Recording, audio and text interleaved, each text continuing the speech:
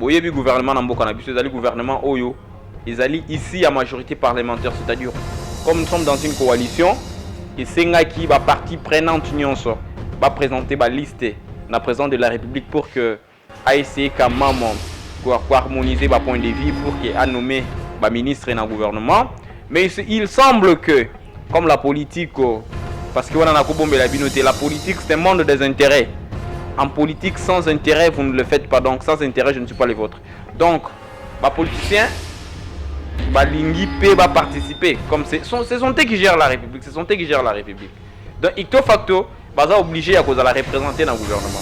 Il y a comme un problème on est ali o ya présenter ba cahier de charge, o ya présenter oyo, o ya saliboye, moi mbilinga wana, mais je pense que tout est déjà prêt pour votre information, tout est déjà prêt. Makambozo les déjà qui toko peut-être le on a pourquoi déjà bazoboa déjà gouvernement.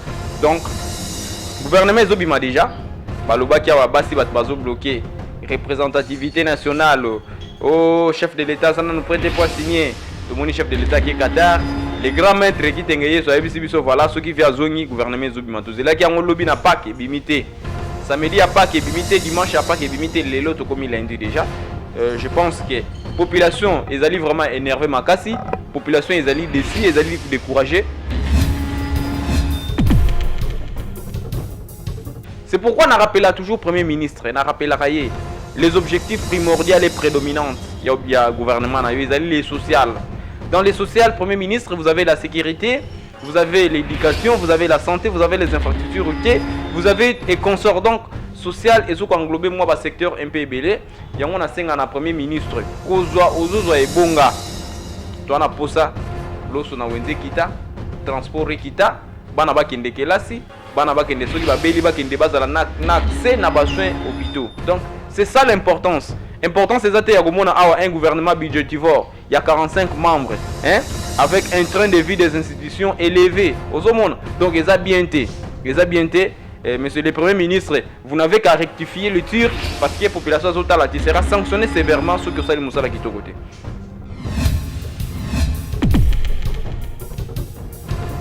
Makambo inspecteur général à la finance à lobby parce qu'un inspecteur général à la finance bayamba qui est un journaliste moko ya ba itando biké abimisi moi phrase mon akata lobby parlement na biso ezo ba voleur.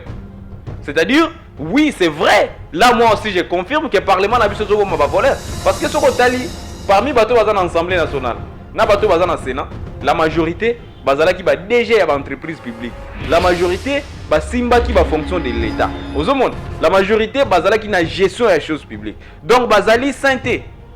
Bazali maboko pembete. Bazali na maboko mwambindo. Yongo moni bazo battre ma derrière immunité parlementaire. Je peux vous citer quelques dossiers ici parce que on va lobby non na Sénat bazami ibité, na parlement ba ibami bazati. Mais je peux vous citer quelques dossiers ici. Vous connaissez les dossiers de Bukangalozo, vous connaissez les dossiers Panama Papers, hein? Vous connaissez dossier il y a fibre optique. Donc Babylone ko wananya c'est belé. J'ai camine n'en parlons pas 200 millions en ngaïou mais wapi 200 millions à biso wapi si les lois eli moi rabu.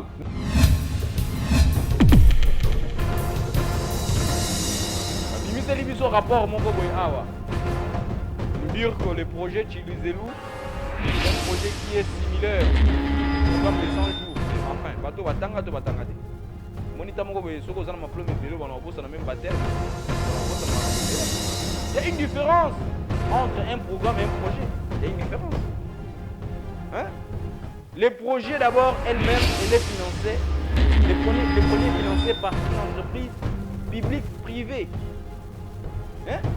Les entreprises publiques, je peux dire, ce n'est pas une entreprise de l'État qui finance ça. L'État a financé le programme à utiliser. Tout a financé, en gros, les entreprises privées, il y a une banque privée qui va financer cela. Et banque wana agozambon on a à travers FPI qui est le fonds de promotion industrielle. Vous allez à Biso. Yamboka Congo. Donc, et ça c'est un peu moins facile. Comme on a acharnement pour battre la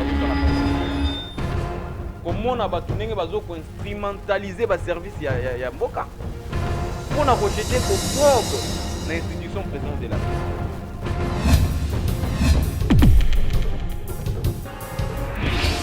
les journalistes ne pas politiser rapport il y a ODEP. Non, l'ODEP a lui-même politisé son rapport.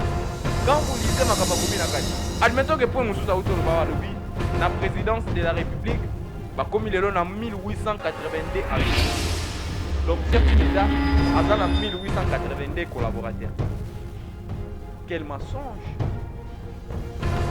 Quel mensonge! On est ça,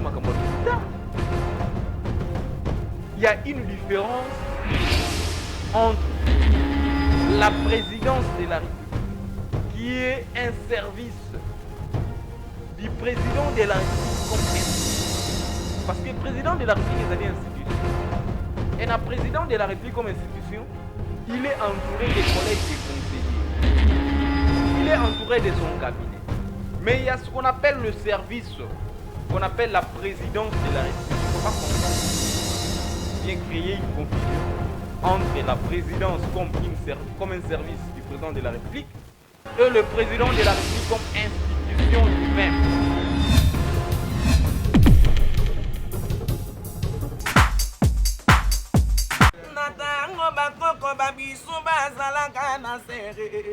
Émergence One TV a tout elenga bandeko. Pour ressentir ma voix me balai, Émergence One TV. C'est la parole de Yannick Dindo, le fils du roi. Puis abonnez-vous massivement. Chaîne en ligne, Émergence One TV. Tous les Gaulois, tous les gladiateurs, vous s'abonnez massivement à Émergence TV One. Awa, et pas un de mon mido. Awa, bon, on a ma solo ya papa Hervé. Bon, on a tous les ma solo politiques, ma solo ya Bible, ma solo ya bon, ils ont sanisa, ba Congolais nioso. Le général Audrey, joueur à la table, prend ça avant dans la banque. Vous s'abonnez massivement à Émergence One TV, meilleure chaîne YouTube.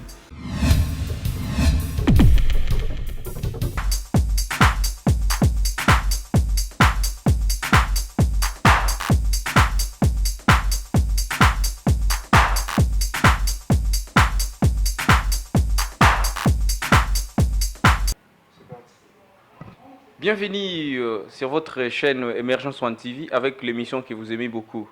La Constitution sur la table. Mbote na internet partout au dans le monde, aux États-Unis, en Europe, partout en Afrique.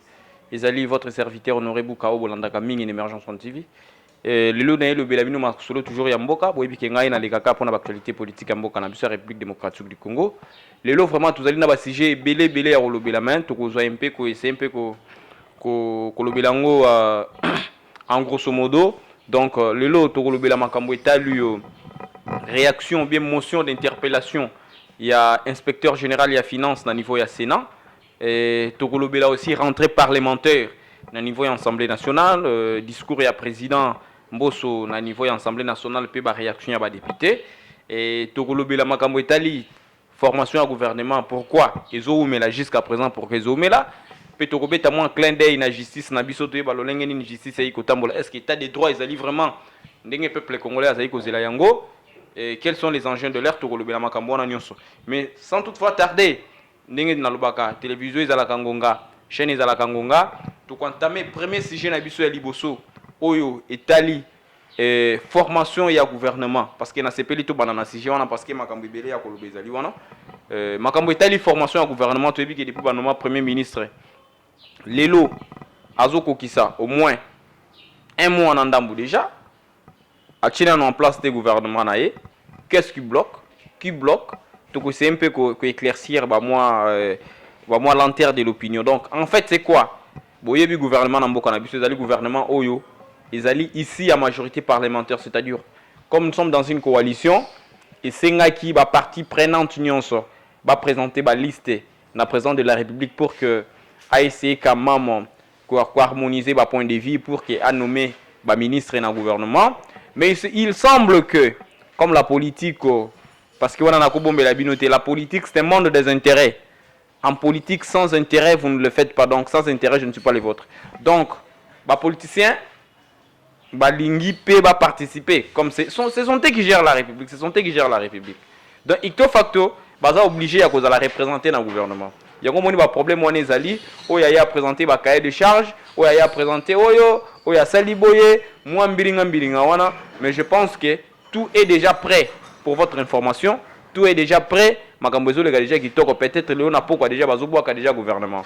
Donc gouvernement ezobima déjà balobaki awa basi bato bazobloquer représentativité nationale au chef de l'État, ça ne nous prête pas signer. Tout le monde chef de l'État qui est Qatar. Les grands maîtres qui t'engagent sur ABC, voilà ceux qui viennent à Zongi, gouvernement Zobima. Tout là qui a un lobby n'a pas qui bimité. Samedi à pas qui bimité, dimanche à pas qui bimité, les lots comme il a dit déjà.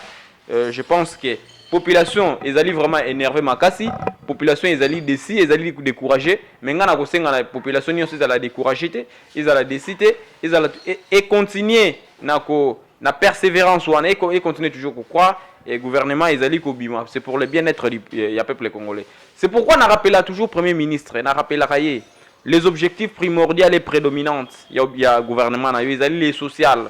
Dans les sociales, premier ministre, vous avez la sécurité, vous avez l'éducation, vous avez la santé, vous avez les infrastructures routières, vous avez et consorts donc social et ce qui englobe moi le secteur un peu belé. Il y a un premier ministre, Kozwa Ozozo et Bonga. Toi na posa, loso na wenze kita.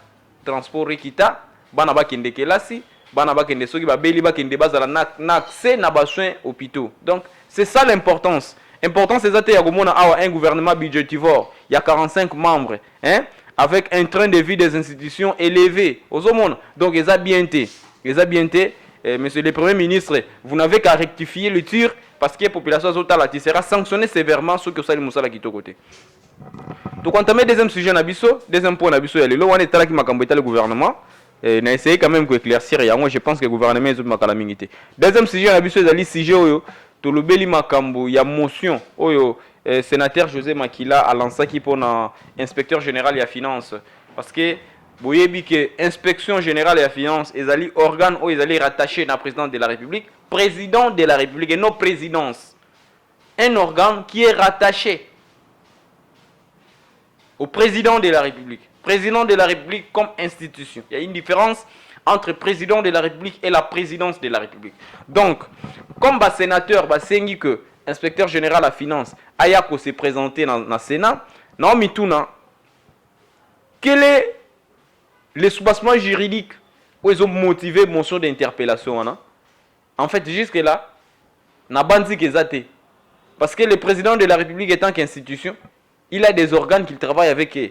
Et ces organes sont attachés à lui. Et c'est lui le titulaire. Et le président de la République comme institution n'est pas redevable devant un parlement. Ni devant l'Assemblée nationale, ni devant le Sénat. Je ne vois pas comment le chef de l'État peut autoriser son inspecteur d'aller se présenter. Mais quand vous demandez au inspecteur de venir au Sénat, mais vous demandez au président de la République de se présenter au Sénat. Quand bien même vous savez que le président de la République n'est pas redevable devant le Parlement.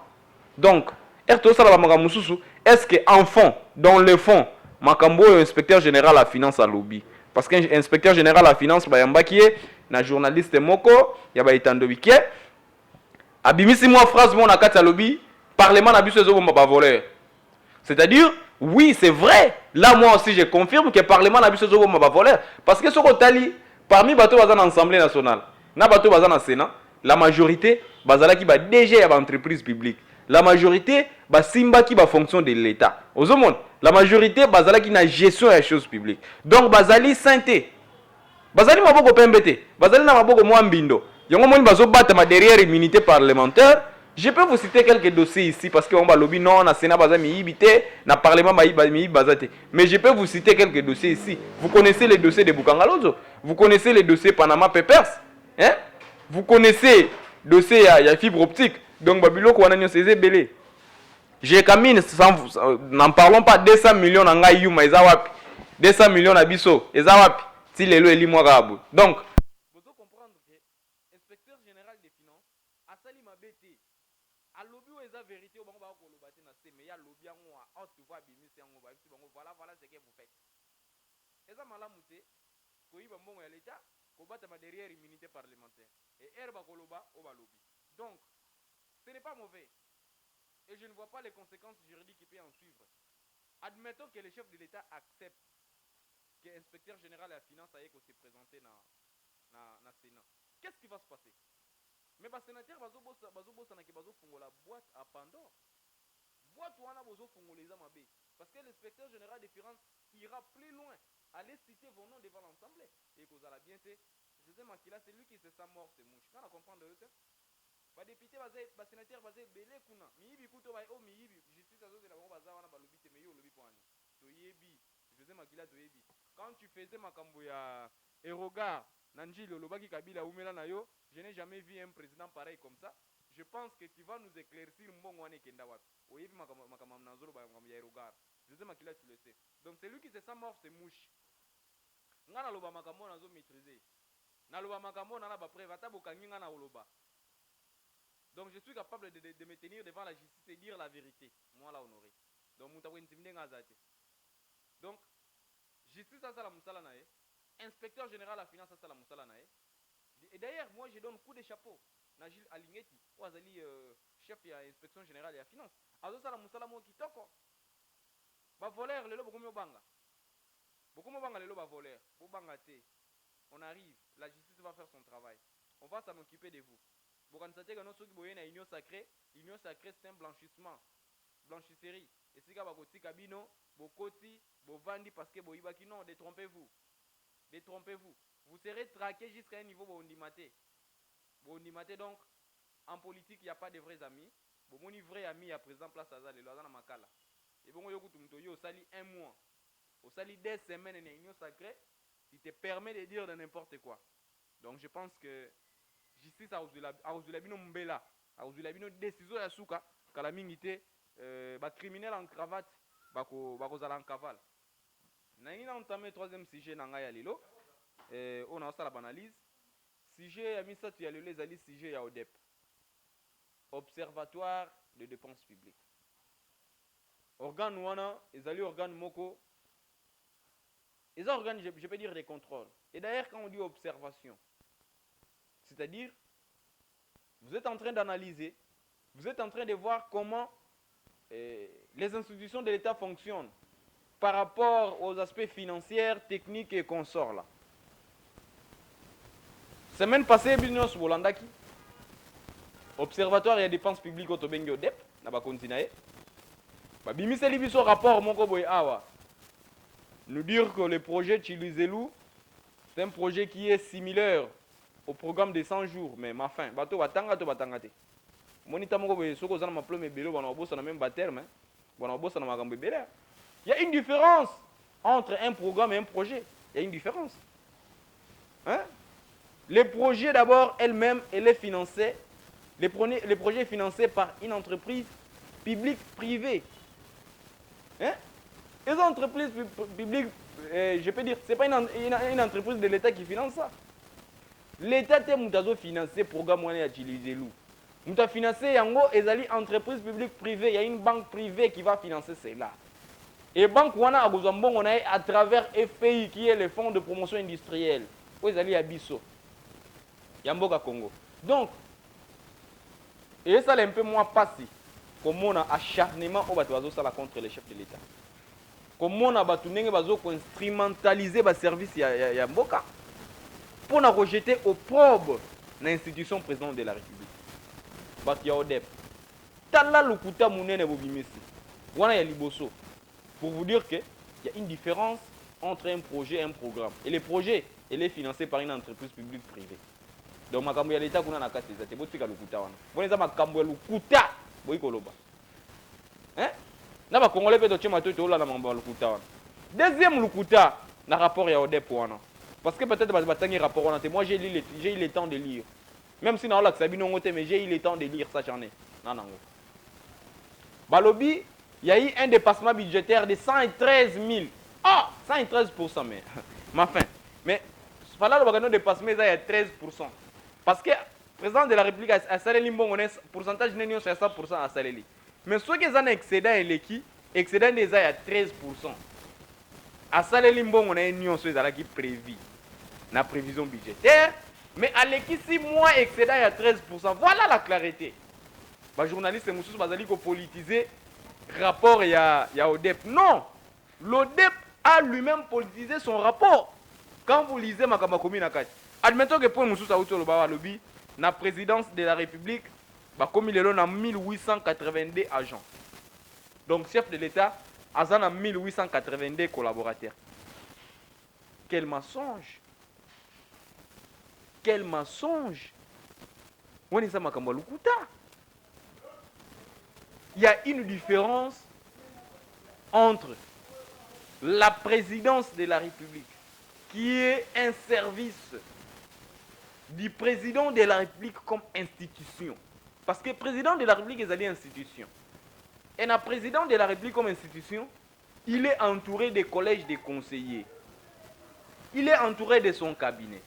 Mais il y a ce qu'on appelle le service, qu'on appelle la présidence de la République. Il ne faut pas confondre. Bien créer une confusion entre la présidence comme un service du président de la République et le président de la République comme institution lui-même. Donc nous dire qu'il a quitté des 400. Donc, on a réfléchir ensemble. Félix a bengani tous les 450 ya Kabila. Atie Batounaye, Abaxi fait Batoumoussous. Hein? Donc, Abaxi c'est 1400. Soyons sérieux. Ils ont Batoumoussous, ils ont la présidence. Bazo ça l'administration la présidence Félix Temtanoma bango. Batoumoussous baza ba wisse kuna batu ba kombola. Ce n'est pas Félix qui a nommé ces gens-là. Donc to kuti bango wana. Na ko pesa un exemple mon secrétaire ou ya finance, il y a présidence de la République. Vous voyez bien non? Est-ce que c'est Félix qui l'a nommé? Ce n'est pas Félix qui l'a nommé. C'est Kabila. To kuti wana pe to tiki wana parce que ça congolais il faut azo ça la mboka. Bozo mon. Dans la bilo mususu er bozo bo pesa ba rapport. Faut qu'on y ait Babylone pour communiquer. Ne passez pas simplement pour dire des choses qui vont énerver la population. Il ne faut pas oser déjà des choses. Parce que la population est à la biso. La population est là, ils sont à la biso. Et ils voient les acteurs politiques, ils ont des acquaintances pour leurs intérêts, distraire la population. Égolékaté. Égolékaté, je vous tiens tous à l'aise, égolékaté. Égolékaté. Égolékaté.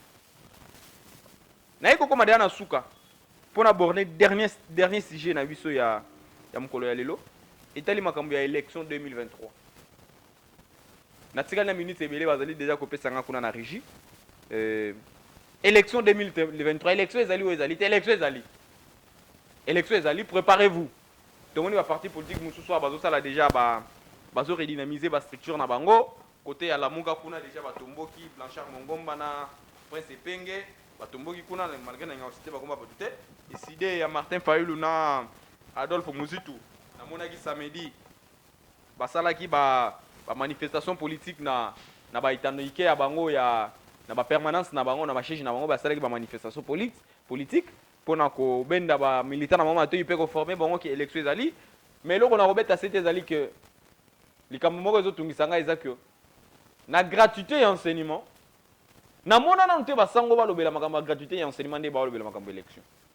C'est comme si que basango bango eloko intéressé bango mingi eza élection qui est gratuité et enseignement. Or gratuité et enseignement ezo participer dans le développement ya mboka. Ezo faciliter na social ya peuple congolais. Bango balingi ko soutenir gratuité te, balingi ko soutenir élection pour ba une élection, ba rotine de la bango 40 000 smartphones. Boye bi lisolo wana ya 40 000 smartphones. Boye bi yango. Abbé Cholé, que je cite ici, nous avait dit ici en République démocratique du Congo qu'ils avaient reçu 40 000 smartphones venant de l'Europe pour donner aux observateurs il y a 5 ans l'élection. Est-ce que c'est normal? Donc, vous allez comprendre là, le plan que joue la 5 ans. Après quelques semaines, il y a un plan d'activité, il va permettre de gagner une élection. Mais Abbé Cholé, longola non nzambala sala non politique. Botika makambo ki 5 wana, boko msangata parti politique parce que chaque jour na omeli ya Fridolin Ambongo comme cardinal azanga ka ko flasher moi likamba politique te. C'est chaque omeli na ye. Je mets quiconque à défi. Oya ko contredire nga. Omeli ya Ambongo ya cardinal na biso que j'ai beaucoup de respect que je salue. Chaque homélie nae azanga ko pesa discours politique te. C'est pourquoi na sengi nae atika nzambala aya akota politique azwa 5 ans sala ngo comme parti politique et ko zala bien makasi. Même ton nae o atela ki lobby na église. Soki bolandi bino bat bakendaki pak lobby. Ngapena zala ki na église. Bat bakendaki pak lobby bokoyoka ton oyo mos cardinal atela ki. eza ton moko na yebiso ndeti ata kutu Martin Fayulu alobaka bongo te ata Yesu kutu azali koloba bongo te ozo lokola ndeti dictateur moko boye lokola ndeti tu t'opposes à qui ozo opposer na Nzambe biso opposer na papa papa zala sérieux 2023 les élections il y aura les élections et on dit dans un océan d'analphabétisme l'élection n'a jamais été rationnelle. Tout mode de scrutin que vous allez mettre en place, quels que soient les systèmes majoritaires, quelle que soit la représentation proportionnelle, quel que soit les systèmes mixtes, aura toujours des relations avec les résultats. Ne vous trompez pas. Le pouvoir politique a l'influence sur la gestion des organes des élections, même sur sa processus. Ne vous trompez pas. Félix gagnera les élections et il aura une majorité parlementaire. Je ne suis pas ici en train de défendre le président de la République, mais je suis en train de parler de faits. Je suis un politologue de formation, je sais ce que je dis. Je parle de faits. Vu le parallélisme des formes, vu la primauté de confiance qui prime dans la nomination, je pense que là-bas, il n'y a pas de débat. Il n'y a pas de débat. On a combien de gens en souka il y a émission Nabiso au Bolingaka Mingi, la constitution sur la table. Nazali da kosuki ça na combien de gens en souka. Nazali ko pesa mbote na ba na bino nyonso bolandi ngai na émergence one TV boke ne bo s'abonner ebele abonnez-vous massivement et na salier na niveau ya caméra kuna na moni Arnold Mito na moni na niveau ya montage kapa ya puis na réalisation kapa ya monga zali kuna simbi équipe mobimba tout émergence one TV bino bat boza na presse écrite ba oyo bazali na niveau ya régie kuna na pesi bino bambote ebele bino nyonso merci na ndenge bosungi ngai je n'oublie pas à salier peuple congolais nyonso eloko moko na bosani tozala na bolingo makambo ya est na est kuna bandeko na biso bazokufa to moni na bosana ekuta eloko moko wana bolimbisa ngai na flashe bino président Mboso oyo alobaki ya règle ya nini ya ba député bazali babima na ba groupe rebelle oui alobi likambo ya solo mais na kolobela yango peut-être na ba mission ezali koya na kolobela yango leo nazui tenter vraiment ya kokota en profondeur bo s'abonner ebele l'émergence one TV. Je salue en passant Dr Eli Chongo Ipa Yozali, un jeune de l'UDPS, très brillant. On a Zali Kopé Sambote. Nazali Kopé Sambote encore Eric Sumbula. Baza Ebele, Jonathan Goyi. Président Mbaka Malika Monamabele, Jean Baïf, le grand maître, les faucons, les socialistes insupportables. On vous attend. Je pense que, comme vous avez dit, votre rentrée en scène politique est spectaculaire avec des substances à l'appui. Batubazo Zela, Bamuna, Mbaka Malika Monamabele, Azoya, Azananzela. Votre que les belés partout, vous en Europe, vous s'abonnez. Et belle émergence One TV. Bye bye, à la prochaine occasion.